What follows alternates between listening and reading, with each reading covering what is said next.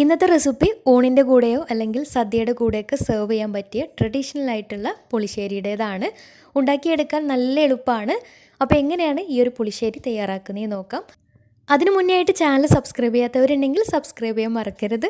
തൊട്ടടുത്തുള്ള ബെല്ലൈക്കണും കൂടെ ഒന്ന് ക്ലിക്ക് ചെയ്താൽ പുതിയ വീഡിയോസിൻ്റെ നോട്ടിഫിക്കേഷൻസ് ഒക്കെ പെട്ടെന്ന് തന്നെ കിട്ടുകയും ചെയ്യും. പുളിശ്ശേരി തയ്യാറാക്കി എടുക്കാൻ വേണ്ടിയിട്ട് ആദ്യം തന്നെ 1.5 കപ്പ് വെള്ളരി തൊലിയൊക്കെ കളഞ്ഞിട്ട് ഇതുപോലെ ചെറുതായിട്ട് കട്ട് ചെയ്തെടുത്തിട്ടുണ്ട്. ഇനി ഇതൊരു ചട്ടിയിലേക്ക് മാറ്റി കൊടുക്കാം. ഞാനിപ്പോൾ ഇത് മൺചട്ടിയിലാണ് വേവിച്ചെടുക്കുന്നത്. കുക്കറിൽ വേണമെങ്കിലും വേവിച്ചെടുക്കാം. ഇനി ഇതിലേക്ക് 4 പച്ചമുളക് നീളത്തിൽ കട്ട് ചെയ്തിട്ട് ചേർത്ത് കൊടുക്കാം. കൂടുതൽ എരിവില്ലാത്ത മുളകാണ്. നല്ല എരിവുള്ള മുളകാണെങ്കിൽ 3 എണ്ണമൊക്കെ മതിയാവും. ഇനി വേണ്ടത് ഒരു 1/4 ടീസ്പൂൺ മഞ്ഞൾപ്പൊടിയാണ്. മഞ്ഞൾപ്പൊടിയുടെ അളവ് കൂടി പോവേണ്ട. പിന്നെ പാകത്തിന് ഉപ്പും അതുപോലെ തന്നെ 1/2 കപ്പ് വെള്ളം ഒഴിച്ചിട്ട് നന്നായിട്ടൊന്ന് വേവിച്ചെടുക്കാം. വെള്ളം വെള്ളരിയിൽ കുറച്ച് ഇറങ്ങി വരും. അതുകൊണ്ട് കൂടുതൽ വെള്ളം ഒഴിക്കേണ്ട ആവശ്യമില്ല. നോക്കിയിട്ട് ഒഴിച്ചു കൊടുക്കുകയും ചെയ്യാം. ഇനി ഇത് അടച്ച് വെച്ച് ഒരു മീഡിയം ഫ്ലെയിമിൽ ഒരു 15-20 മിനിറ്റ് വേവിച്ചെടുക്കാം. ഒരുപാട് വെന്തുടഞ്ഞു പോവേണ്ട.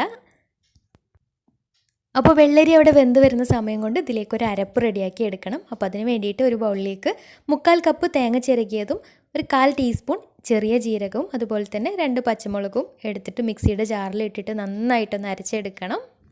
അരച്ചെടുക്കുന്ന സമയത്ത് കുറച്ച് വെള്ളം കൂടെ ഒഴിച്ചിട്ടാണ് അരച്ചെടുത്തിട്ടുള്ളത്. വെള്ളം കൂടി പോവരുത്.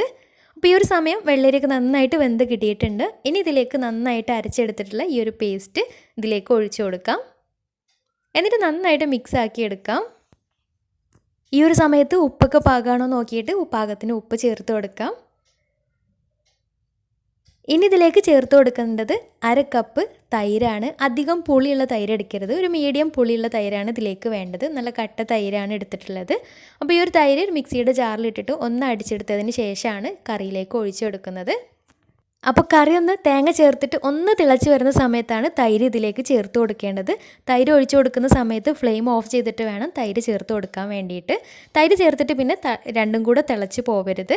ഫ്ലെയിം ഓഫ് ചെയ്തിട്ട് തൈര് ചേർത്ത് കൊടുക്കാം. ഇനി ഇതിലേക്ക് കടുക് താളിച്ചെടുക്കണം. അപ്പോൾ അതിന് വേണ്ടിയിട്ട് ഒരു ചീനച്ചട്ടി സ്റ്റൗവിൽ വെച്ചിട്ട് അതിലേക്ക് 2 ടേബിൾ സ്പൂൺ വെളിച്ചെണ്ണ ഒഴിച്ചു കൊടുക്കാം. എണ്ണ നന്നായിട്ട് ചൂടായിട്ട് വരുമ്പോൾ 1 ടീസ്പൂൺ കടുക് ചേർത്ത് കൊടുക്കാം. കടുകിൻ്റെ കൂടെ തന്നെ ഒരു 1/4 ടീസ്പൂൺ ഉലുവ കൂടെ ചേർത്ത് കൊടുക്കുന്നുണ്ട്. ഉലുവയുടെ അളവ് കൂടി പോകരുത്. 1/4 ടീസ്പൂൺ തന്നെ മതിയാവും. അപ്പോൾ കടുകും ഉലുവയും നന്നായിട്ട് പൊട്ടി വരുന്ന സമയത്ത് ഇതിലേക്ക് കുറച്ച് കറിവേപ്പിലയും കുറച്ച് ഉണക്കമുളകും ചേർത്തിട്ട് നമ്മൾ നേരത്തെ റെഡിയാക്കി വെച്ചിട്ടുള്ള കറിയിലേക്ക് ഒഴിച്ചു കൊടുക്കാം. താളിച്ച് ചേർത്ത ഉടനെ തന്നെ അടച്ച് വെക്കാം. ഇത്രയേ ഉള്ളൂ. നല്ല എളുപ്പമാണ് ഉണ്ടാക്കിയെടുക്കാൻ. അടിപൊളി ടേസ്റ്റുമാണ്. ചോറിൻ്റെ കൂടെയൊക്കെ നല്ല ടേസ്റ്റാണ്. തീർച്ചയായിട്ടും ട്രൈ ചെയ്ത് നോക്കുക. എന്നിട്ട് നിങ്ങളുടെ ഫീഡ്ബാക്ക്സ് താഴെ കമൻറ്റ് ബോക്സിൽ അറിയിക്കാൻ മറക്കരുത്. അപ്പോൾ ഇന്നത്തെ വീഡിയോ ഇഷ്ടമായെന്ന് വിചാരിക്കുന്നു. ഇഷ്ടമെങ്കിൽ ലൈക്ക് ചെയ്യുക. ഫ്രണ്ട്സ് റിലേറ്റീവ്സിനൊക്കെ ഒന്ന് ഷെയർ ചെയ്ത് കൊടുക്കുകയും ചെയ്യുക. പിന്നെ ചാനൽ സബ്സ്ക്രൈബ് ചെയ്യാത്തവരുണ്ടെങ്കിൽ സബ്സ്ക്രൈബ് ചെയ്യാൻ മറക്കരുത്. അപ്പോൾ അടുത്ത നല്ല വീഡിയോയുമായി വീണ്ടും വരാം. അതുവരെ take care. Bye. Thank U.